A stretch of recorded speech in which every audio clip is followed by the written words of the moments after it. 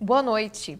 Já ouviu falar em Agosto Dourado? É o mês da amamentação. Esse é o tema do Jornal da UFO de hoje. Segundo um alerta divulgado pela Organização Mundial de Saúde, em parceria com o Fundo das Nações Unidas para a Infância, UNICEF, mais de 70 milhões de bebês no mundo todo não são amamentados logo na primeira hora de vida, uma média de 3 em cada 5 crianças. Ainda de acordo com a OMS, em 2017, aproximadamente 38% dos bebês brasileiros se alimentam apenas com leite materno nos primeiros 5 meses de vida.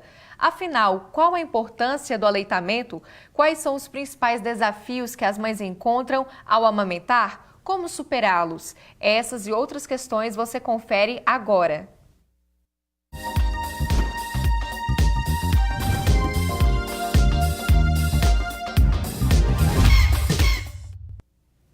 Começou hoje a 20ª edição da Semana de Amamentação em Uberlândia. O evento é organizado pela Universidade Federal de Uberlândia com o apoio da Secretaria Municipal de Saúde.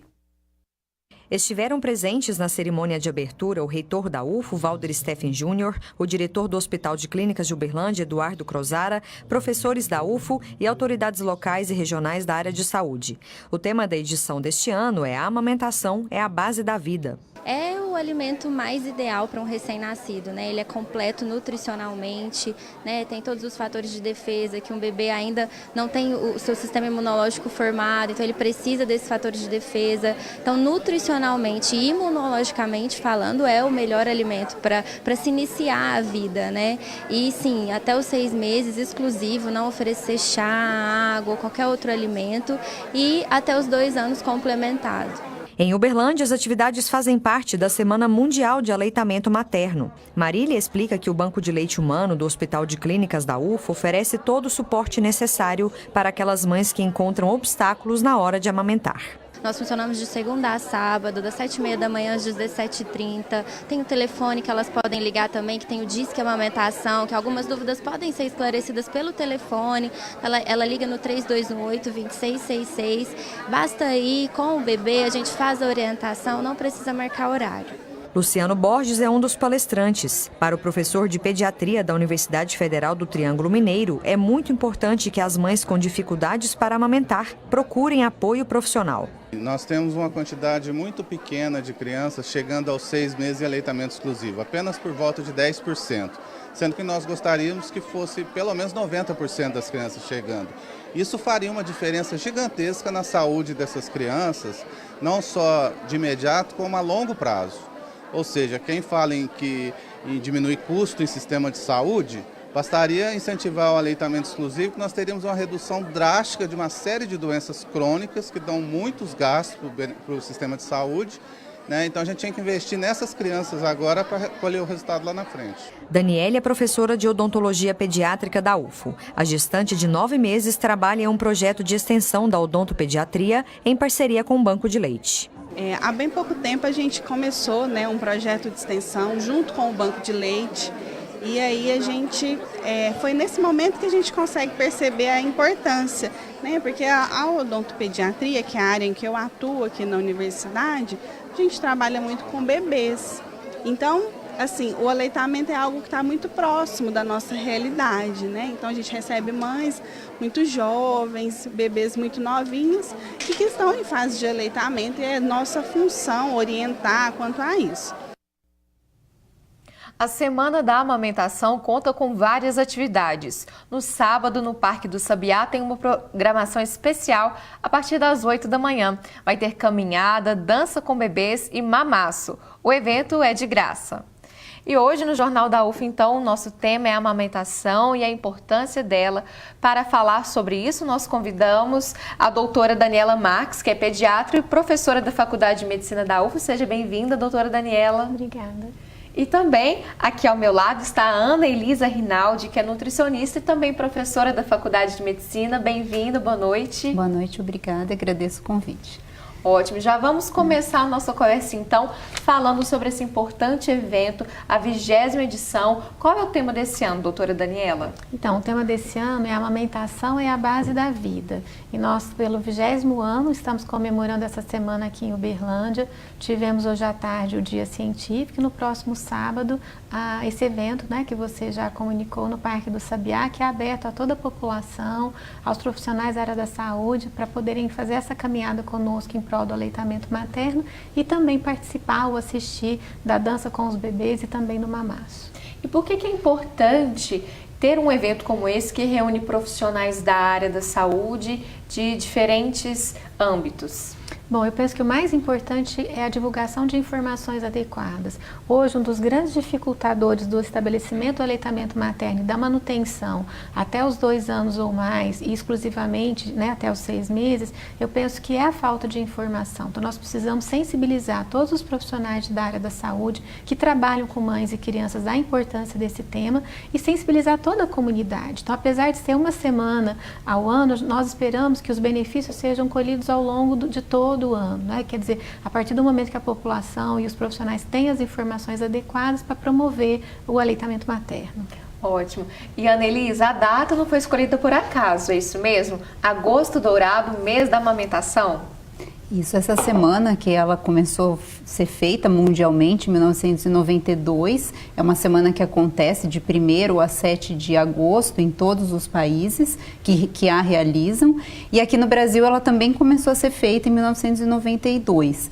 Então agora nós estamos em Uberlândia comemorando a 20ª semana e ela tem uma função muito importante de promover informações sobre o aleitamento materno. Então, é conscientizar a sociedade e os profissionais da saúde que a amamentação é uma prática importante e que ela é o melhor alimento que o bebê pode receber, exclusivamente até o 6º mês e complementado, né, com outros alimentos, pelo menos até os 2 anos de idade.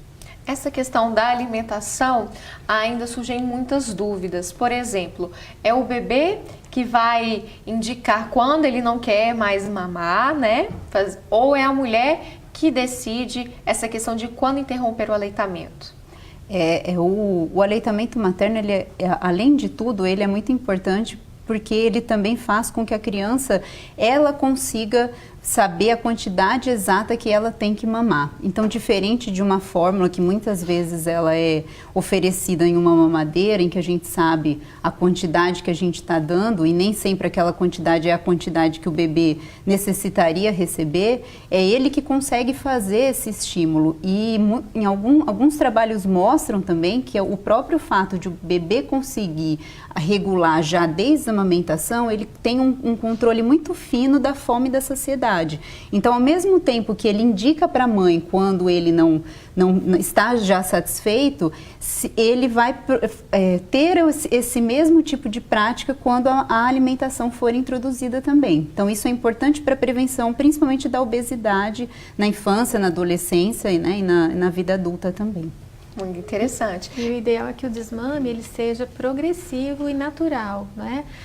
Que a criança, ela naturalmente, pelo próprio desenvolvimento neuropsicomotor, à medida que ela vai amadurecendo, ela vai perdendo o interesse que ela tinha para o peito. Às vezes ela não tem nem muita paciência de ficar quietinha ali, sugando no peito, porque tudo ao redor chama atenção, ela já quer brincar, ela quer correr, ela quer andar. Então, por isso que a grande parte das crianças, entre 1 e 2 anos de idade, elas naturalmente desmamam. Então, não precisa ter essa preocupação, preciso desmamar o meu filho. Não, isso deve ser um processo natural e gradual. Muitas vezes essa cobrança, ela vem por parte, seja de algum familiar, da própria mãe, da sociedade.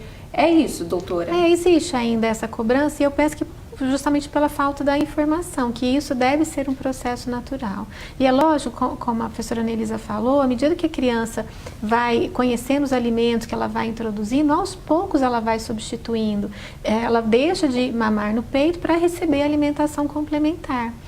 Então a mãe só tem que ter o cuidado, porque às vezes usa-se o peito de uma forma não adequada. Então a criança está chorando, ela está contrariada, coloca no peito para poder mamar. Não, ela vai ao peito para a alimentação, né? Então se isso vai acontecer naturalmente, os outros alimentos já vão chamando mais atenção, ela já não vai tendo mais paciência para ficar ali quietinha, sugando, e aí ela perde o interesse. Então é um processo realmente natural e gradual. Nós vimos há pouco na reportagem o professor da UFTM que comentou essa questão, que ainda é baixo o índice de crianças que conseguem ter essa amamentação logo no primeiro dia de vida, nas primeiras horas.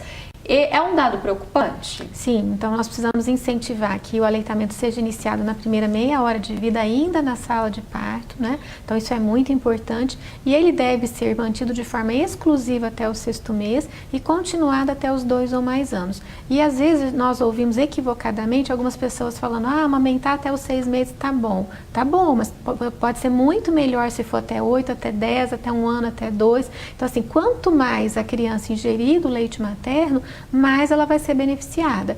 E por que é a base da vida? Porque os benefícios não são só agora imediatos, ao nascer ou nos primeiros 6 meses. Esses benefícios, eles se estendem ao longo da vida do indivíduo. Então, uma criança amamentada, ela vai ter menos problemas de saúde, como ele colocou na reportagem, no futuro. Então, é menos obesidade, hipertensão, diabetes, quer dizer, vários problemas que hoje são problemas comuns no nosso meio, né? Então, a amamentação é uma forma muito importante de diminuir todas essas patologias, essa morbidade e diminuir mortalidade infantil.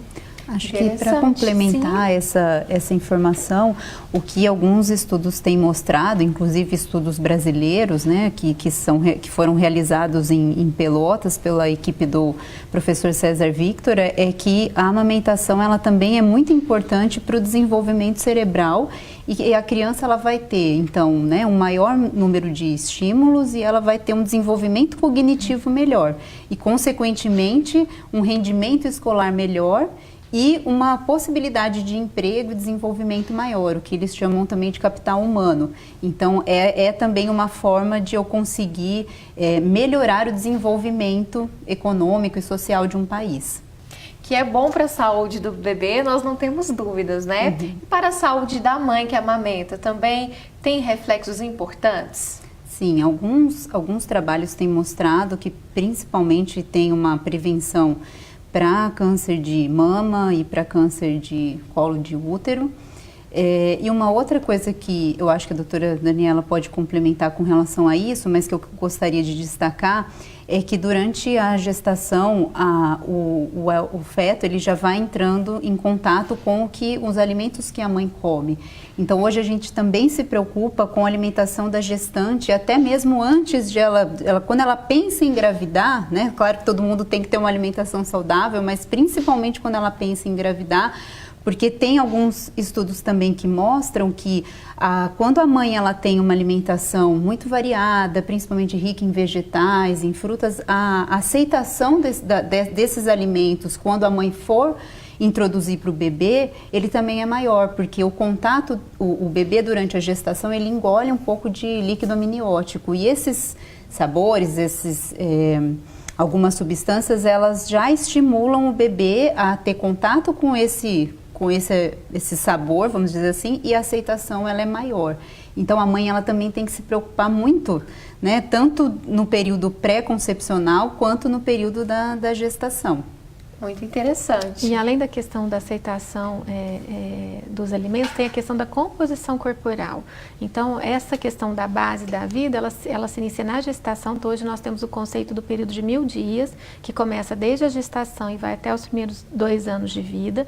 E a composição corporal do bebê, ela vai ser muito determinada dos nutrientes que ele está recebendo. Então, se essa mãe tem uma nutrição adequada, a composição corporal dessa criança será melhor, mais adequada e também é um fator que vai diminuir essas doenças que eu já citei na idade adulta. Então, a nutrição na vida intrauterina e a nutrição nos primeiros 2 anos de vida, ela é essencial para a saúde do indivíduo na idade adulta. E uma coisa importante, que até hoje à tarde foi interessante que o próprio Dr. Luciano trouxe na palestra, né, um trabalho que ele mesmo fez numa cidade do interior de Minas, para ver a alimentação das crianças. E crianças de 4 a 6 meses comendo alimentos totalmente inapropriados. Então, o leite materno é o melhor começo de vida, até os 6 meses deveria ser feito de forma exclusiva, e a partir dos 6 meses nós introduzimos os alimentos adequados. Então, ele mostrou uma porcentagem e a gente vê isso na prática, né? Quer dizer, nós que convivemos aí, né, no dia a dia com crianças, vemos crianças comendo alimentos totalmente inadequados, refrigerante, doces, macarrão instantâneo, quer dizer, vários outros alimentos que são vistos como naturais da alimentação e são, né, alimentos totalmente contraindicados. Não é bom nem para mais tarde, né, Anelisa? Quanto mais aí no primeiro ano de vida, né? Então fica essa dica tão importante. Daqui a pouco a gente já volta com o nosso bate-papo. Será que vem chuva por aí? Saiba na previsão do tempo.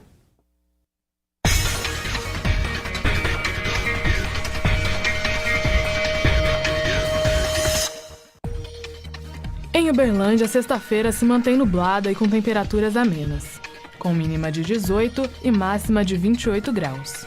Em Monte Carmelo, o sol também aparece menos, com variação de nebulosidade. As temperaturas vão de 13 a 29 graus. Fica parcialmente nublada a cidade de Patos de Minas, mínima de 18 e máxima de 28 graus. O dia parece mais quente em Ituiutaba. A mínima é de 18 e a máxima pode chegar a 33 graus. Dia nublado também em Uberaba. As temperaturas ficam entre 18 e 28 graus. É correto dar leite na mamadeira? Crianças que são alimentadas com leite materno até 2 anos de idade podem crescer mais inteligentes? Depois do intervalo, falamos mais sobre o assunto.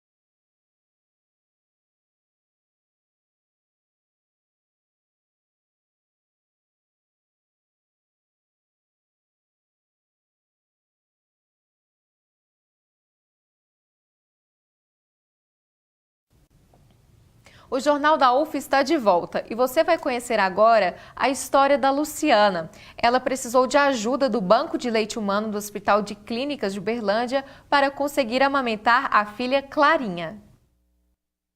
Luciana gosta de dizer que Clara, de 5 meses, é a luz da vida dela. A mãe e doutoranda em nutrição estava ansiosa para amamentar, mas o leite só chegou em quantidade suficiente 8 dias depois que Clarinha nasceu. Durante esse tempo, esses 8 dias, eu procurei o banco de leite e aí nós tivemos a instrução, né, tanto das técnicas de enfermagem quanto da médica, né, que me auxiliou a fazer o processo de translactação, né, que ao invés de eu oferecer a mamadeira, né, até o meu leite descer, para que eu colocasse o leite numa sonda e ela continuasse sugando em mim. Esse é um processo muito conhecido, né, na amamentação, a translactação. Então nós usamos dessa técnica para a Clara poder se alimentar até que o leite viesse. O Banco de Leite Humano do Hospital de Clínicas de Uberlândia recolhe doações de leite para alimentar crianças internadas na UTI neonatal do HCU. A ajuda que Luciana recebeu lá fez a diferença. Foi fundamental, foi decisivo, foi tudo, né, de bom na minha vida, porque lá, além de, assim, eu já sabia muitas coisas, mas lá você tem um apoio, um carinho das pessoas e você pode contar com eles o tempo todo, né? Inclusive aos sábados, para aquelas mães que trabalham, sábado de manhã está aberto. Então, assim, foi fundamental todo o processo. E isso deve ser divulgado, né? Que o banco de leite não é só para doação de leite materno, e sim para ajudar as mães que têm dificuldade, assim como eu tive. Depois de um tempo na translactação, Clarinha foi diagnosticada com refluxo. Aí a dieta mudou um pouco. Ela passou a mamar outro tipo de fórmula, feita para evitar o problema. Essa fórmula ela era muito grossa, porque ela tem uma goma que faz com que o leite fique mais tempo no estômago. E isso nós tivemos que aumentar o bico da mamadeira, porque ela não conseguia sugar. Então foi onde ela deu uma desistida de mamar em mim, mas eu não desisti de oferecer o leite. Então eu ordenhava e dava na mamadeira mesmo, junto com o outro leite para ela. Luciana conta que todo esse processo foi estressante e enfrentar dificuldades para amamentar é um desafio. Meu sonho era amamentar, só que quando você é mãe e você se depara com as dificuldades, é muito triste quando você não consegue. Eu adoeci de tristeza, mas logo em seguida eu entendi que a outra opção também é boa, que a criança precisa apenas ser alimentada, né? Lógico que a primeira opção é amamentar no peito, mas se não der certo, a gente não pode fazer nada. A gente tem que buscar auxílio para que a gente consiga fazer com que eles se alimentem. Nós temos o mesmo contato, eu faço questão de oferecer a mamadeira, né, do jeito que eu posso, ofereço sempre que eu tenho leite ordenhado, meu leite para ela, né, e tá certo, ó, tá tudo bem com ela. Clarinha tá forte e gordinha.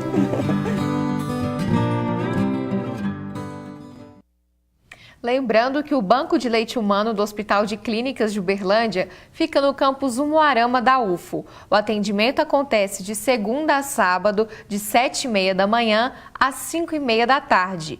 O telefone para contato é 3218-2666. Nós vimos então um pouco, né, da história da Clarinha. Achei interessante, no final ela citou que ela sofria de refluxo. Como que fica nessa questão, Nelisa? Crianças que sofrem com refluxo, como que fica a amamentação? O que a mãe tem que fazer nesse caso? Eu acho que eu vou falar para a doutora Daniela responder essa questão, porque eu acho que isso é um dia a dia bem maior dela do que do meu. Ok, então a questão do refluxo, na verdade, era mais um motivo para manter no peito, né? Porque o leite materno seria a forma melhor de alimentar essa criança. Então eu estava aqui comentando, que pena que precisou, né, que introduziu essa forma, porque o ideal seria que mantivesse no peito. Porque o peito, a posição que a criança já fica para poder mamar, a forma mais lenta como mama, então tudo isso favorece que o alimento progrida, né, mais lentamente. Então assim, não tem necessidade de entrar com uma fórmula para refluxo. Se a criança foi diagnosticada, é mais um motivo. E outra coisa super importante, atualmente sabe-se que grande parte dos refluxos tem uma relação importante com a alergia, por exemplo, a proteína do leite de vaca. Então, quando eu entro com uma fórmula, ao invés de manter o aleitamento materno, na verdade, em muitos casos eu posso piorar o refluxo gastroesofágico. Então, assim, a gente podia falar muito, né? Não é o objetivo, acho que a gente tem que focar a questão da amamentação, mas uma criança diagnosticada com refluxo, ela tem um motivo a mais para insistir no aleitamento exclusivo no peito. Na reportagem também foi mostrado o exemplo da translactação. O que seria isso? É comum essa prática? A translactação é uma técnica que a gente pode recorrer, por exemplo, às vezes a gente usa isso mais em bebês prematuros que ficaram internados na UTI, que receberam a dieta pela sonda por um longo período, quando a gente vai fazer a transição da sondinha para ele conseguir sugar de fato no peito. Então a gente pega um dispositivo, coloca uma sondinha lá dentro do leite, de preferência o leite da mãe ordenhado, e aí você coloca essa sondinha aqui no peito. Quando o bebê puxa o peito da mãe, né, tá sugando o peito, junto vai esse leite para você complementar. Num bebê de termo saudável, como era essa garotinha, a gente pode recorrer, igual ela falou, porque até o meu leite descer em quantidade, porque é uma coisa também importante que o leite, a descida do leite, ela vai demorar de 3 a 5 dias. Não é automático necessariamente? Ela vai acontecer de uma forma, à medida que o bebê suga, vai descer. Mas quer dizer, tem toda uma questão hormonal que está interferindo nisso. Então, quando a mãe, já no final da gravidez e logo que ela dá à luz, se você fizer a expressão da mama, vai sair um pouco de leite, lógico, mas essa quantidade que é chamada de descida de leite, ela só vai aumentar entre 3 e 5 dias depois do parto. Para aquela criança que às vezes é mais gulosa, que às vezes está chorando e querendo, nós podemos recorrer a essa técnica de translactação para suprir essa demanda a mais que o bebê solicita até que esse leite aconteça. Mas, de novo, é uma técnica muito mais utilizada para aqueles bebês doentes, prematuros, que ficaram param na UTI que a gente precisa fazer uma transição. A grande parte dos bebês, quanto mais sugar, rapidamente o leite vai descer e nem vai ser necessário fazer a translactação. Mas é uma técnica que a gente pode recorrer. Melhor do que dar uma mamadeira, melhor do que dar no copinho, porque você está estimulando a produção de leite, está estimulando o bebê a sugar, aprender a sugar, então é melhor, né? Interessante. E nós conversamos há pouco a importância da alimentação da gestante nessa preparação para que no futuro do aleitamento possa trazer mais saúde ainda para o seu bebê. Mas e nesse caso, após o nascimento, a preocupação com a alimentação também deve ser feita? Caso o que ela coma pode interferir na qualidade desse leite que ela oferece ao filho? O leite materno, assim, o nosso corpo ele tenta preservar tudo para o bebê, né? Então, assim, mesmo que a mãe ela não consuma uma quantidade adequada, vamos pensar assim, de todos os nutrientes, o corpo ele tende a proteger o bebê e a qualidade do leite é mantido. Mas a gente tem dois nutrientes que são extremamente importantes para o desenvolvimento, principalmente cerebral e do processo visual do bebê, que é a vitamina A, que ela está presente em alguns alimentos de origem animal, já pré-formada, né, principalmente leite, e também em vegetais amarelados, que é o beta-caroteno, que isso no nosso corpo ele vai se converter com vitamina A. A vitamina A do leite materno, ele depende muito do que a mãe vai consumir. E um outro nutriente extremamente importante, principalmente para o desenvolvimento cerebral, é o ômega 3. Que a gente encontra principalmente em peixes, né? O salmão, a sardinha, que é o mais conhecido. Então, esses dois nutrientes, a mãe, ela precisa, sim, se preocupar com eles. Lógico, com os outros também, mas esses, eles são dependentes da alimentação da mãe. Então, a mãe que tem uma dieta variada, que tem uma dieta, por exemplo, com muitos vegetais, principalmente vegetais amarelados, alaranjados e amarelados, né? E de cor verde escura, ela consegue obter esses nutrientes. Alimentos industrializados, por exemplo, açúcar, refrigerante, até mesmo as frituras, gorduras saturadas, tudo isso deve ficar de lado, principalmente na amamentação? Sim, acho que não só durante a amamentação, né? Acho que em outros, esses alimentos que a gente considera como ultraprocessados, industrializados, muitas vezes congelados, eles têm uma alta quantidade de açúcar, de sal, de conservantes. Então, quando a gente olha um rótulo desses produtos, você vê uma lista enorme de ingredientes, né? E na grande maioria das vezes, um dos principais ingredientes quando a gente tem um alimento que ele é doce, é o açúcar. Então, a hora que a gente vai ler um rótulo, o primeiro ingrediente ele é uma ordem decrescente, ou seja, o que aparece primeiro é o que tem mais. E nesses alimentos a gente observa que eles têm em grande quantidade esse tipo. Uma outra coisa importante que a gente tem que lembrar é que muitas vezes quando a criança está chegando aos 11, 12 meses de idade, muitas vezes há recomendação pelo profissional de saúde que a comida ela tem que ser a mesma da família. E a gente chama muita atenção para isso, porque se a família não come bem, a criança ela vai repetir o mesmo hábito da família. Então, eu acho que quando se tem uma criança em casa, eu acho que é uma hora de a gente repensar que tipo de alimento que a gente está colocando na nossa mesa. Então, o bebê, quando ele chega e quando ele vai começar a se alimentar, ele precisa encontrar uma alimentação saudável. Porque muitas vezes depois a gente encontra muitos pais que falam, mas o meu filho come mal, mas a alimentação do pai também, da mãe também é ruim. Então, desde pequeno, se ele crescer num ambiente onde ele tem alimentos saudáveis, a chance de ele aceitar isso quando ele começar a comer é muito maior. Interessante. Nós vimos na reportagem também essa curiosidade que o leite dela levou mais de uma semana, em média, para poder descer. O emocional, doutora Daniela, também pode ser um fator que influencia o tempo em que o leite vai chegar para o bebê? Sim, se eu tenho uma mãe que está mais estressada, cansada, isso pode sim interferir na ejeção do leite. Então, às vezes a mãe vai ficar com a mama engurgitada, como se estivesse cheia, mas às vezes o leite é difícil para poder ser ejetado. E aí eu queria reforçar agora a importância da rede de apoio para essa mulher. Porque quando ela dá à luz, existem várias alterações hormonais e da própria rotina. Um bebê em casa muda completamente a rotina da mãe. Então, nessa hora, a família, o apoio familiar é muito importante. Ou dos amigos, quer dizer, quem é a rede de apoio que essa mãe vai contar? companheiro, né, a opinião do parceiro é muito importante para a mulher. Então, se eu tenho aquele pai que apoia, que incentiva, que se preocupa com o aleitamento materno, a chance de um estabelecimento adequado à amamentação é muito maior. Então, é muito importante essa rede de apoio, porque ela vai se sentir mais segura, mais tranquila. E só lembrando que o aleitamento materno também diminui o risco de depressão pós-parto, justamente por essa questão. Então, traz essa segurança para a mulher, ela né, tem uma autoestima melhor, ela se sente mais confiante para cuidar do seu próprio filho e os índices de depressão pós-parto também diminuem. Interessante. Para a gente encerrar rapidinho, né, Elisa, como que a sociedade ainda vê a questão da amamentação? Ainda há certo preconceito com as mães, por exemplo, em locais públicos que precisam amamentar os filhos? O Brasil ele começou a ter diversas ações que apoiam, que protegem e que promovem o aleitamento na década de 80, que foi quando a gente começou as primeiras pesquisas e viu-se que a prática era muito inferior, né, muito pequena, assim como em outros países.